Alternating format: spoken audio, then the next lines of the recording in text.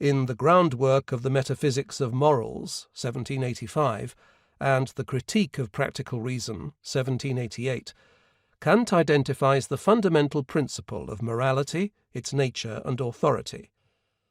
Together with the first critique, these works identify the laws of nature and the laws of freedom, showing how both are grounded in the nature of human reason itself.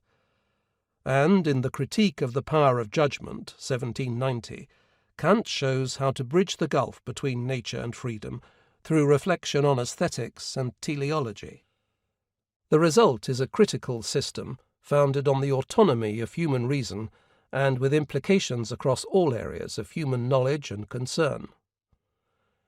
At the end of the first critique, Kant writes that all interest of our reason is united in three questions. 1. What can I know? 2. What ought I to do? And 3. What may I hope? In his lectures on logic, he adds a fourth question, which he takes to contain the others. 4. What is the human being? These questions structure his critical work.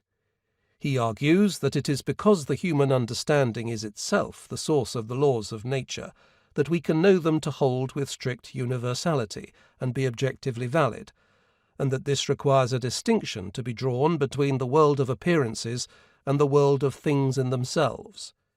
He argues that human reason is itself the source and authority of the moral law, and thus that we ought to act in accordance with its categorical imperative.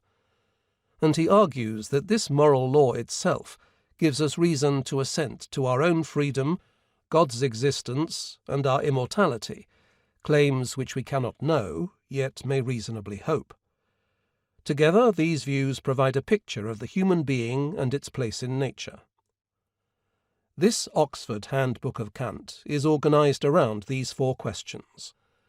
This alone ensures that its coverage is partial. Its focus is the Kant of the critical period, with the result that many of the important and interesting publications of the pre-critical period do not receive discussion, except insofar as they are relevant for understanding Kant's later views.